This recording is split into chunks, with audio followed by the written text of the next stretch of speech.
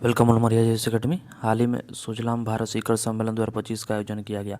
यह आयोजन जल शक्ति मंत्रालय द्वारा नई दिल्ली में किया गया। विजन पर सुजलाम भारत समिट की मेजबानी नई दिल्ली द्वारा की गई, जो कि एकीकृत और व्यवहारिक जल सुरक्षा ढांचा बनाने के लिए एक प्रमुख राष्ट्रीय प्रयास है।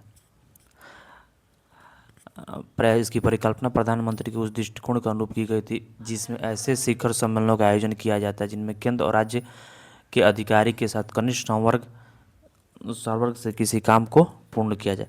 इसका उद्देश्य भारत में जल सतत को तेजी से आगे बढ़ाने के लिए साक्ष्य आधारित नीति निर्माण, क्षेत्रीय सुधार और जल प्रशासन की सहकारी संघवाद को बढ़ावा देना।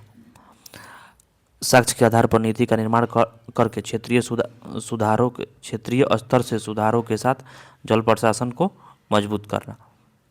इसके अंतर्गत इसके कार्य क्षेत्र में 6 महत्वपूर्ण विषयों को शामिल किया गया था, जिसमें नदियों और झरनों का पुनरुद्धार।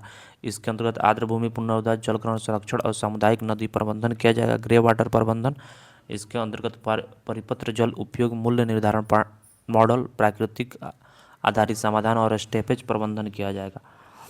प्रौद्योगिकी संचालित जल प्रबंधन, एआई आधारित निगरानी, सूक्ष्म सिंचाई, हानि में कमी, रिसाव का पता लगाना और सटीक कृषि। और प्रौद्योगिकी संचालित जल प्रबंधन के अंतर्गत और जल संरक्षण, जलभृत पुनर्भरण, पारंपरिक जल प्रणालियों का संरक्षण करना और सतत पेयजल आपूर्ति, जलवायु अनुकूल प्रणाली, स्रोत स्थिरता और समुदाय आधारित संचालन रख रखाव। समुदाय के आधार पर संचालन और रख रखाव किया जाएगा। सतत पेयजल आपूर्ति में सामुदायिक सहभागिता, जल परिसंपत्तियों की दीर्घकालिक स्थिरता के लिए पंचायती राज संस्था, स्वयं सहायता समूह और स्थानीय निकायों को सशक्त बनाया जाएगा, जिससे सामुदायिक स्तर पर जल का प्रबंधन किया जा सके। राष्ट्रीय प्राथमिकताओं की पहचान की गई, जिसमें 5 प्राथमिकताओं को महत्वपूर्ण स्थान दिया गया।